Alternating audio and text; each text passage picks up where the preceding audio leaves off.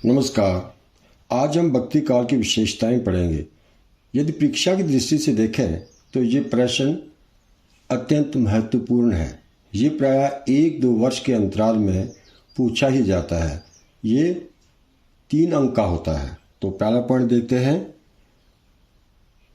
भक्ति की 2 धाराएं। भक्ति काल में ईश्वर की उपासना की जो 2 रूपों में हुई, इसकी 2 काव्य धाराएं हैं। पहली है निर्गुण भक्ति और दूसरी जो धारा थी ये है सगुण भक्ति।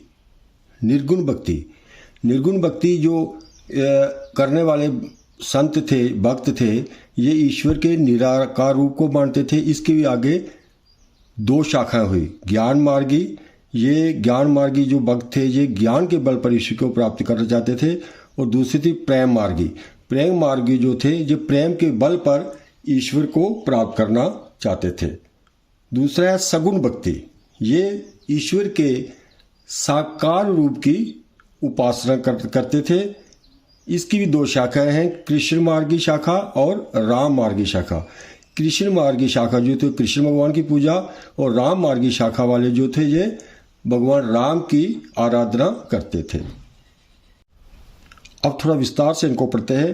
निर्गुण भक्ति धारा के भक्तों ने ईश्वर के निर्गुण रूप की उपासना की, यानी कि निराकार रूप की। उनके अनुसार परमात्मा एक है और वह निराकार है। वह जन्म मरण के बंधन से दूर अजर अमर है। वह कण कण में वास करता है।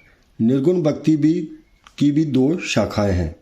पहली है ज्ञान मार्गी शाखा। इसे ज्ञान आश्रय शाखा भी कहा जाता है, जिसके प्रमुख भक्त कवि कबीरदास, रैदास, गुरु नानक देव थे। दूसरी प्रेम मार्गी शाखा, इसको प्रेमाश्रय शाखा भी कहते हैं। इसके प्रमुख भक्त कवि थे मलिक मोहम्मद जायसी, कुतुबन तथा मंजन। सगुण भक्ति धारा के भक्त कवियों ने ईश्वर के सगुण रूप की उपासना की। भगवान श्री राम और श्री कृष्ण को इष्ट मानकर दास्य भाव से उनकी पूजा की जाती है। सगुण भक्ति की भी 2 शाखाएं हैं। एक कृष्ण मार्गी शाखा, इसके प्रमुख कवि सूरदास, नंददास, मीरा, रसखान है। दूसरी राम मार्गी शाखा, इसके प्रमुख कवि गोस्वामी तुलसीदास, नावादास और केशवदास है। अब भक्ति की विशेषताओं का दूसरा पॉइंट देखते हैं, गुरु का महत्व। भक्ति काल में माना गया कि गुरु के बिना ज्ञान की प्राप्ति नहीं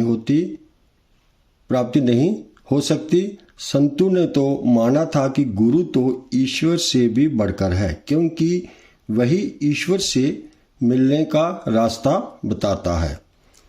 यहाँ निर्गुण जो भक्त है उनको संत भी कहा जाता है। निर्गुण भक्ति को करने मानने वाले, जैसे स्वामी अपने संत कबीरदास है। तीसरा पॉइंट है इसका नाम की महिमा। संतों और भक्तों ने नाम कीर्तन की महिमा स्वीकार की थी।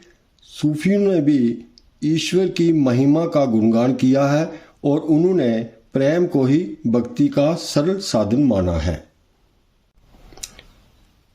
4th पॉइंट है अहम का त्याग। अहंकार का भाव मानव का सबसे बड़ा शत्रु है। दूसरों के प्रति प्रेम भाव रखने से अहम भाव नष्ट होता है। ईश्वर और मोक्ष की प्राप्ति के लिए अहम का त्याग आवश्यक है। 5वां पॉइंट आडंबरों का विरोध। संतों और भक्तों ने आडंबरों का डटकर विरोध किया था और जनता को आपसी प्रेम भाव बढ़ाने का उपदेश दिया। उनका मानना था कि आपसी ऊंच नीच की भावना स्वार्थ के कारण फैलाया गया पाखंड है। 6वां पॉइंट काव्य रूप। भक्ति काल में प्रबंध एवं मुक्तक दोनों प्रकार के काव्य की रचना हुई। रामचरितमानस अब तक का श्रेष्ठतम प्रबंध काव्य है। पॉइंट 7 भाषा। भक्ति काल के काव्य में अवधी और ब्रज भाषा का सुंदर प्रयोग हुआ है। ज्ञान मार्गी कवियों ने इन ज्ञान मार्गी कवि को ज्ञान आश्रय भी कहा जाता है। इन्होंने अवधी ब्रज और खड़ी बोली में कविताएं लिखी, जबकि प्रेमार्गी कवियों ने अवधी में कविता लिखी। कृष्ण भक्त कवियों ने ब्रज भाषा में तथा राम भक्तों ने ब्रज और अवधी दोनों ही भाषाओं में कविता लिखी। इन 7 पॉइंट से यदि आपको 5-6 पॉइंट भी याद रहें तो भी आपको पूरे अंक मिलेंगे। इस वीडियो में इतना ही। धन्यवाद।